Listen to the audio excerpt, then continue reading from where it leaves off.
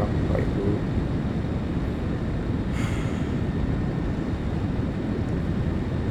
Kita sudah mengenal cara Allah menyelamatkan kita, menebus kita, membuat kita menjadi orang percaya Bapak Ibu ya. Nah, penebusan itu punya banyak teori Bapak Ibu ya, yang disebut teori pembayaran penebusan atau atonement payment theory Bapak Ibu ya.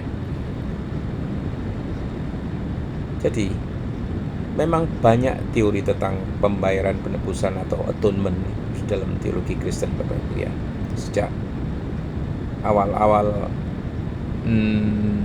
abad-abad awal gereja ini Bapak Ibu ya, para teolog itu mencoba untuk menjelaskan bagaimana karya salib Yesus itu menebus dosa manusia ya.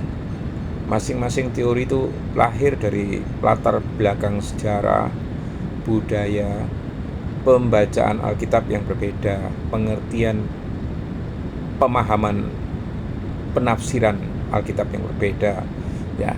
Berikut adalah ringkasan dari teori-teori tersebut Bapak Ibu ya. Macam-macam teori ini Bapak Ibu ya. Ini yang teori yang pertama Bapak Ibu adalah teori tebusan kepada iblis ini ya, ransom theory. Dosa membuat manusia tertawan oleh kuasa iblis. Ini penjelasannya Bapak Ibu ya. Yesus mati sebagai tebusan yang dibayar kepada iblis untuk membebaskan manusia menurut teori ini. Tokoh awal yang mencetuskan teori ini adalah Origen ya, pada abad ke-5, juga Gregorius dari Nisa ya. Ayat pendukungnya Bapak Ibu ada di Markus 10 ayat 45 yang bunyinya seperti ini Bapak Ibu. Karena anak manusia juga datang bukan untuk dilayani, melainkan untuk melayani dan untuk memberikan nyawanya menjadi tebusan bagi banyak orang. Saya nggak tahu ya dari segi mana yang menyatakan ayat ini menjadikan objek tebusan itu adalah iblis ya. Tapi coba kita baca lagi di 1 Timotius 2 ayat 6 ya Bapak Ibu ya. Yang telah menyerahkan dirinya sebagai tebusan bagi semua manusia. Itu kesaksian pada waktu yang ditentukan. Nah, saya juga bingung juga ini ya. Dikritik ini Bapak Ibu, jelas ya, teori ini dikritik ya. Karena seolah-olah itu memberi iblis hak legal atas manusia, namun menegaskan ya kemenangan Kristus. Ini positifnya Bapak Ibu. Ada teori yang kedua Bapak Ibu, Kristus sang pemenang atau Kristus victor. Ini teori yang kedua Bapak Ibu. Fokus pada kemenangan Yesus di atas kuasa dosa, maut, dan iblis ya. Bukan pembayaran literal ini ya. Tokohnya, ini ada dua orang tokoh yang terkenal mencetuskan teori ini, yaitu Irenaeus dan Gustav Aulen pada abad ke-20 ini Bapak Ibu.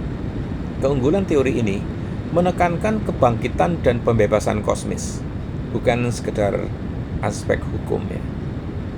Nah, ada teori yang ketiga Bapak Ibu, teori kepuasan atau satisfaction theory.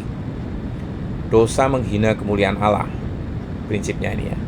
Keadilan Allah menuntut kepuasan atau satisfaction. Kristus memberi kehormatan yang layak kepada Allah melalui ketaatan dan kematiannya. Tokohnya ini Anselmus dari Canterbury, abad ke-11 ya. Ayat pendukungnya Roma 3 ayat 3 sampai 26 Bapak Ibu ya, yang menjadi dasar bagi pemikiran hukum barat yang menekankan keadilan Allah ya. Nah, satu teori lagi Bapak Ibu yang bernama penal substitution atau substitusi hukuman. Menurut teori ini, Yesus menanggung hukuman dosa manusia menggantikan kita. Tokohnya seorang reformator, yaitu seperti Martin Luther, John Calvin ya. Ayat pendukungnya di Yesaya 53 ayat 5 sampai 6, 2 Korintus 5 ayat 21 ya. Dia yang tidak mengenal dosa telah dibuat Dia berdosa karena kita, supaya di dalam Dia kita itu dibenarkan oleh Allah ini. Ya, teori ini menjelaskan bagaimana keadilan Allah itu dipenuhi tanpa mengorbankan kasih. Ya. Ada lagi satu teori, Bapak Ibu, yang dinamakan moral influence theory. Salib terutama menunjukkan kasih Allah yang radikal, sehingga menggugah hati manusia untuk tobat. Ya. Tokohnya Petrus Ablan, abad ke-12 ini ya. Petrus Eblan, abad ke-12. Ayat pendukungnya Yohanes 3 ayat 16 dan Roma 5 ayat 8. Menekankan kasih dan teladan Kristus, tapi sering dianggap kurang menyoroti aspek dosa sebagai pelanggaran hukum. Nih. Teori yang lain lagi, governmental theory ya. Kematian Yesus adalah tindakan Allah sebagai pemerintah alam semesta ya.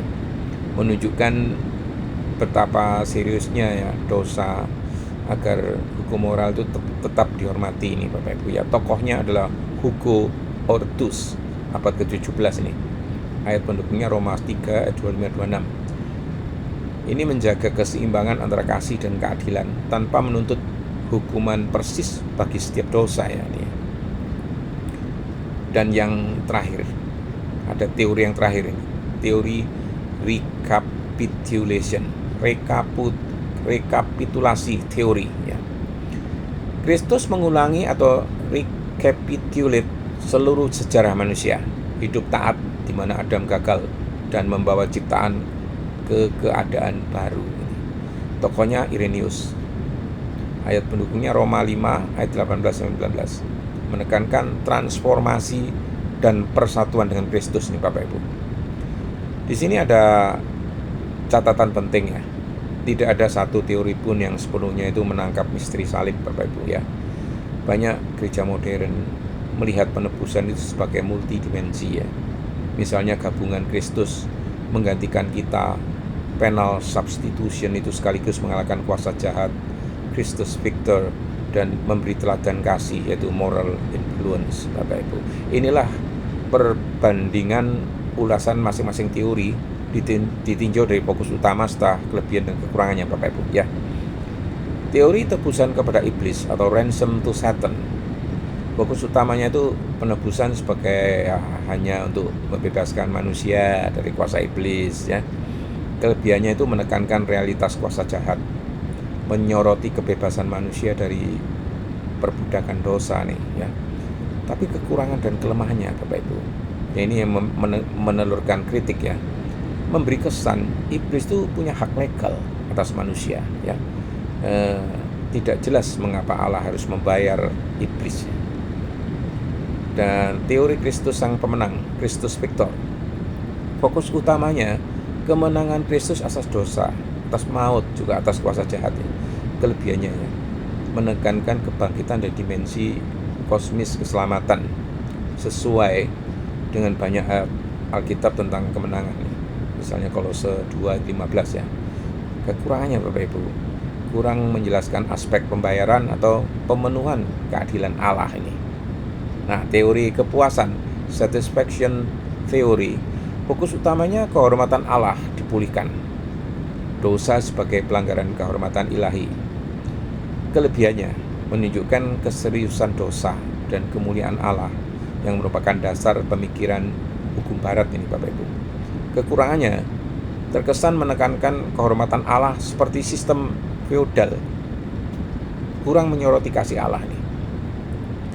Nah, teori substitusi hukuman atau penal substitution, fokus utamanya Kristus menanggung hukuman dosa menggantikan manusia ya. Kelebihannya menjaga keseimbangan kasih dan keadilan, menekankan pertukaran ilahi. Ini di 2 Korintus 5 ayat 21 ya. Kekurangannya dikritik karena bisa menampilkan Allah sebagai mereka yang harus dipuaskan sebelum bisa mengasihi ini. Teori pengaruh moral influence, fokus utamanya salib sebagai teladan kasih Allah yang menggugah pertobatan. Kelebihannya Bapak Ibu, menekankan kasih dan relasi pribadi dengan Allah, mudah diterima secara emosional ini.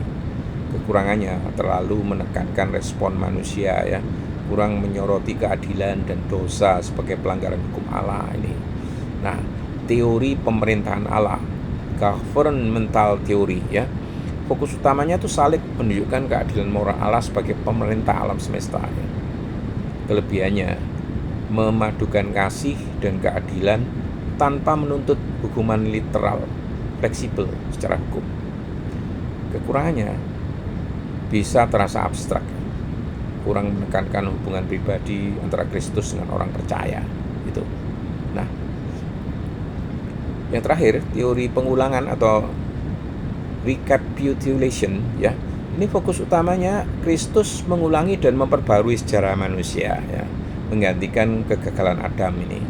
Kelebihannya itu menekankan penyatuan dengan Kristus, union with Christ, dasar dari doktrin pengudusan ini ya.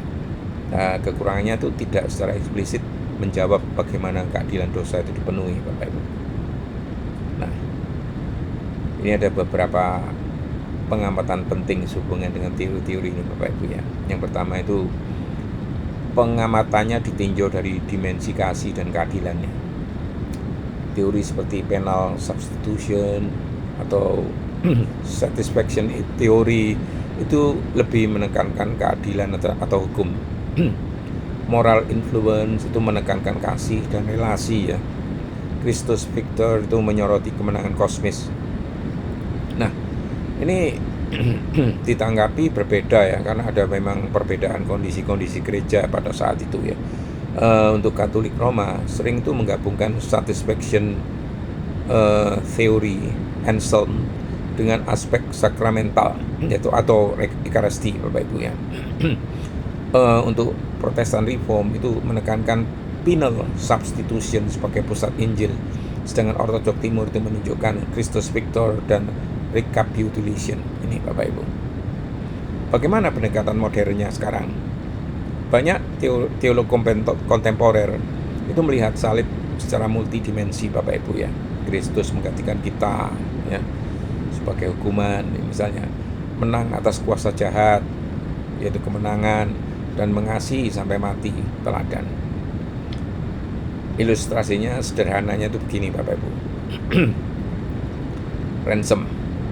Kristus membayar harga tebusan untuk membebaskan kita dari doktrin palsu tentang iblis ya. Christus Victor. Kristus itu menghancurkan sumber penyakitnya ya. Penal substitution. Kristus menanggung akibat dari penyakit di tubuhnya ya.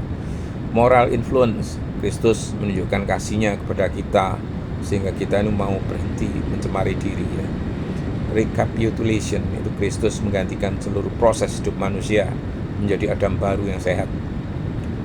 Pembuktian teori-teori ini, Bapak Ibu, ini memang sedikit agak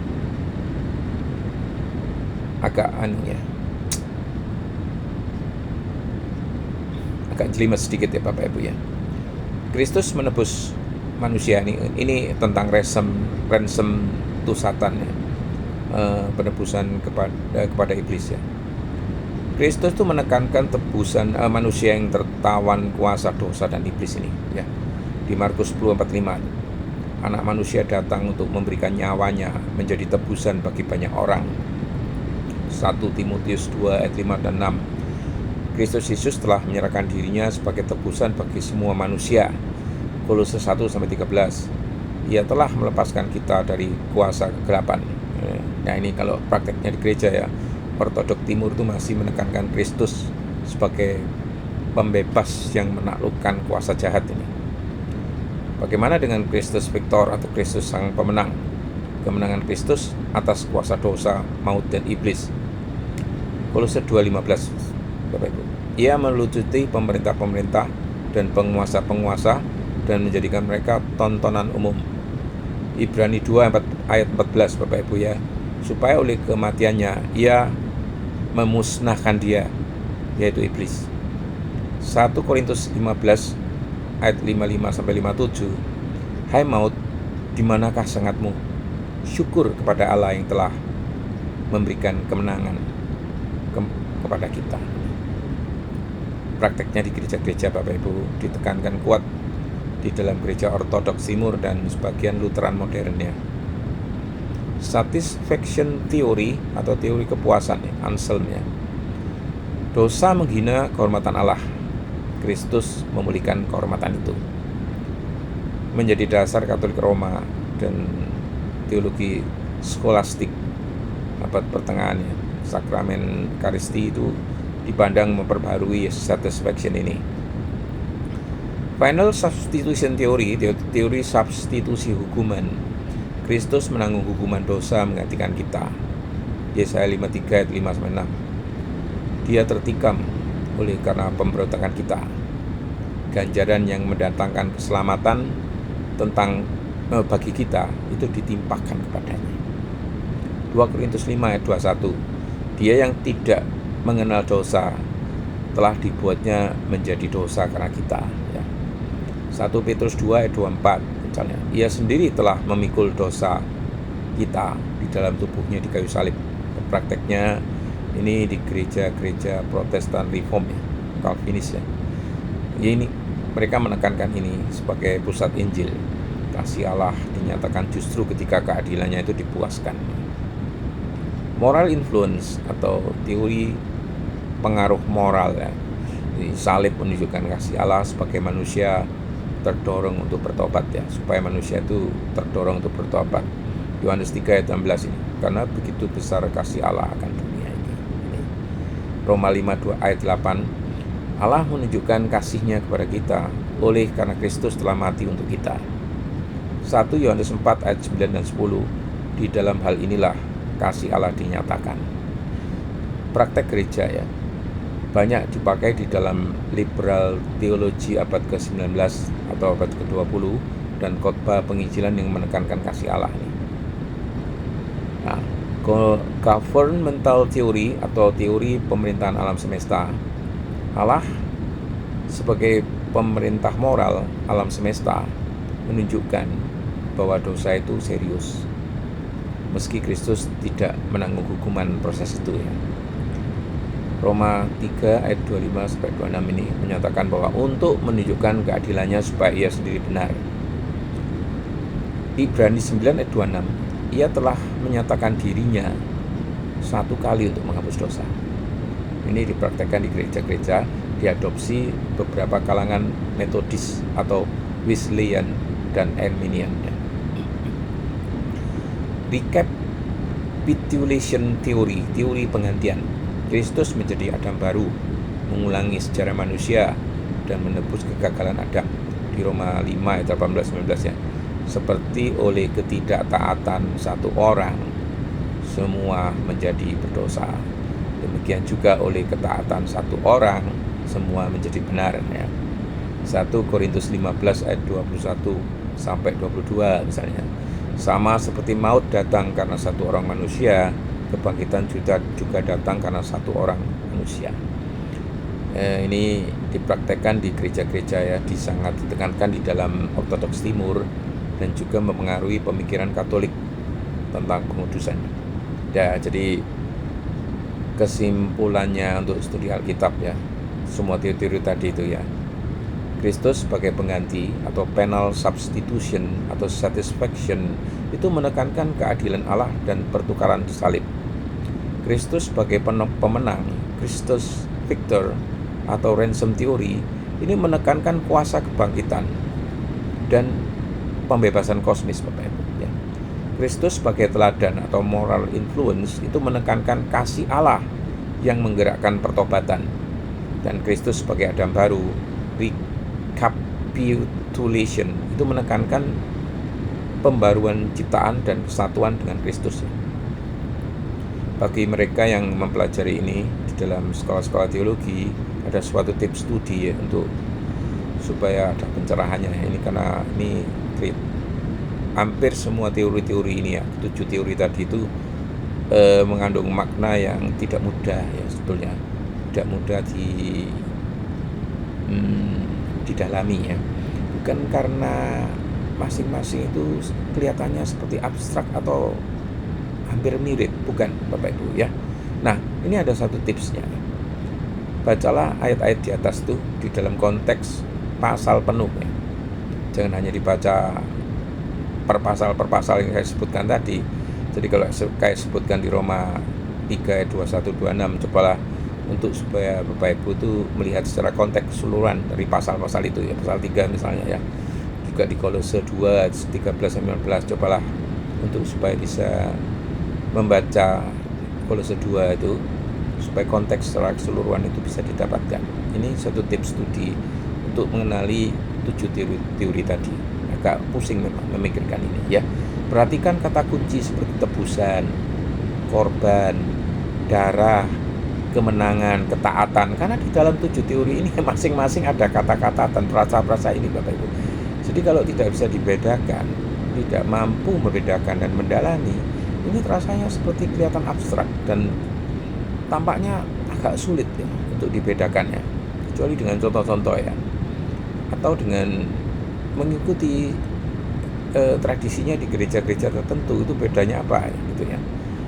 Nah, catat ya bahwa Alkitab sendiri itu memakai berbagai metafora sehingga banyak gereja itu melihat penebusan itu secara multidimensi ya. Bukan hanya satu teori ya. Misalnya gereja A itu memakai teori A, C, dan F misalnya ya. Itu digabungkan secara multidimensi ya. Tidak ada satu gereja yang cuman menganut satu teori, misalnya teori penebusan terhadap iblis misalnya, kecuali gereja setan ya Bapak Ibu. Nah, saya tidak bisa tidak ya, saya harus bacakan ini secara cepat ya Bapak Ibu ya. Jadi kalau mau dibacakan pelan-pelan sebetulnya ya memang belum tentu bisa langsung mengenal dan memahami Bapak Ibu ya, kecuali dibaca berulang-ulang atau dibaca ayatnya, diamati, dilihat konteksnya atau dilihat contoh-contohnya ya, gereja mana yang masing-masing secara multidimensi menganut ini, terus apa sebetulnya inti daripada pemahaman mereka. Ini memang perlu penelaahan yang lebih tajam, lebih dalam, lebih kompleks Bapak Ibu. Jadi kalau saya bacakan tadi itu ya sudah pasti lah. Ini sebagai satu pengetahuan saja ya buat Bapak Ibu ya, meskipun terasa agak sedikit membosankan ya. Tapi ini tetap suatu teori Bapak Ibu, teori-teori pencerahan ya, dimana kita bisa masing-masing bisa membedakan ya. Sebetulnya apa ya di balik teori ini? Bagaimana masing-masing denominasi ya, masing-masing gereja itu bisa memanfaatkan masing-masing teori itu, menggabungkannya dalam komposisi yang sesuai dengan tafsiran dan penilaian masing-masing Bapak Ibu ya. Ini cuma sekedar teori Bapak Ibu ya. Jadi jangan dipikir wah ini teori penebusan terhadap iblis, ini kok bisa ada teori seperti ini ya. Tapi itu ada kalau digabungkan secara kompleks dengan teori-teori yang lain, ini saling mengaitkan ya, saling menyempurnakan Bapak Ibu ya. Mau tidak mau ya kita harus bisa dengan besar hati bisa menerima dan sedikit mengambil kesimpulan yang positif dari itu Bapak Ibu ya. Memang agak susah ya. Saya sendiri merasa ya harus bisa mempelajari ini secara konsentrasi penuh Bapak Ibu. Tapi ya mudah-mudahan bukan sebagai pengetahuan saja, tapi untuk mereka yang berniat untuk mendalami ya, sebagai studi Alkitab, mungkin bisa lah dipakai sebagai pedoman. Itu saja. Demikian Bapak Ibu, semoga Tuhan memberkati. Amin.